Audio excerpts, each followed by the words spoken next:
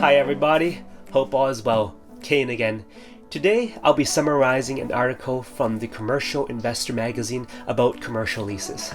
Making it essential to understand signing a commercial real estate lease is a significant financial and legal commitment with complex terminology that determines rights and responsibilities as a tenant. While consulting a commercial real estate lawyer is advisable, having a foundational understanding of the key terms will enable more informational, informed discussions and negotiations. This video outlines some of the most common terms and concepts associated with commercial leases to help protect prospective tenants navigate this process effectively. Here are 10 things that you should know about them. 1. Incidental expenses.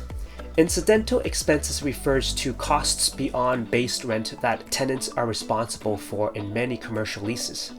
These leases include property taxes, insurance, utilities, maintenance, repairs, and common area costs. Understanding these additional costs is critical for evaluating the total financial burden of a lease. Number 2. Common area maintenance. One common category of incidental expenses is common area maintenance, or CAM. These are shared costs of the upkeep of areas accessible to all tenants, such as parking lots, hallways, and landscaping, snow removal, janitorial services, property management, and grass cutting. Knowing the specifics of CAM charges can help tenants anticipate and budget for these shared costs. Number 3. Lease types and cost structures.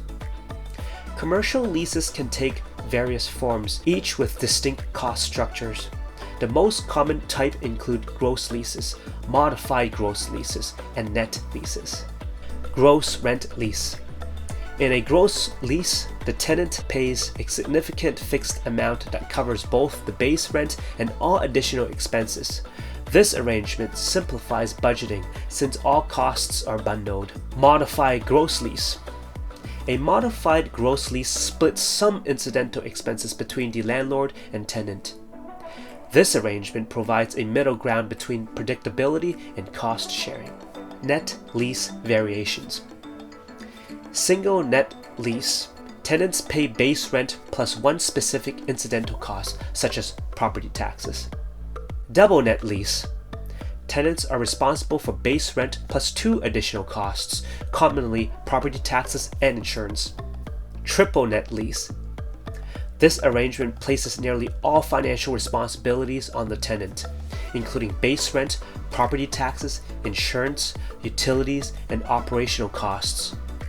Landlords typically only cover structural repairs. NNN leases, triple N leases are common in commercial real estate due to their cost transparency and predictability for landlords. Percentage rent lease, common in retail environments. This lease type involves paying a base rent plus a percentage of gross sales that exceed predetermined threshold. These leases align landlord's revenue with the tenant's business success. Number 4. Tenant improvements and inducements. Renovation and incentives often play a significant role in lease agreements, especially when a space needs customization to suit a tenant's business. Number 5. Tenant improvement allowance. A tenant improvement allowance is a financial contribution from the landlord to help cover the cost of renovations. This allowance is typically calculated on a per square foot basis and may serve as an inducement to attract tenants. Number 6. Tenant inducements. Landlords often offer inducements known as tenant inducements to make their properties more appealing. These can include rent-free periods, financial assistance for leasehold improvements, or turnkey improvements. Number 7. Turnkey improvements. Turnkey improvements refer to renovations or build-outs completed by the landlord at the tenant's request before lease commencement. These improvements are often negotiated as part of the lease agreement and may save tenants the hassle and costs of making alterations themselves. Number 8. Leasehold improvements. Leasehold improvements, also known as tenant improvements, are modifications made to a lease placed to suit the tenant's operational needs. Examples include installing machinery, flooring, or shelving. It's important to note that these improvements typically become the property of the landlord unless explicitly excluded in the lease. For this reason, tenants should work with legal counsel to negotiate exclusions for assets that they wish to retain. If additional funding is needed for renovations, tenants can explore leasehold improvement loans. These long-term loans, often amortized over 5 to 6 years, can finance the necessary upgrades.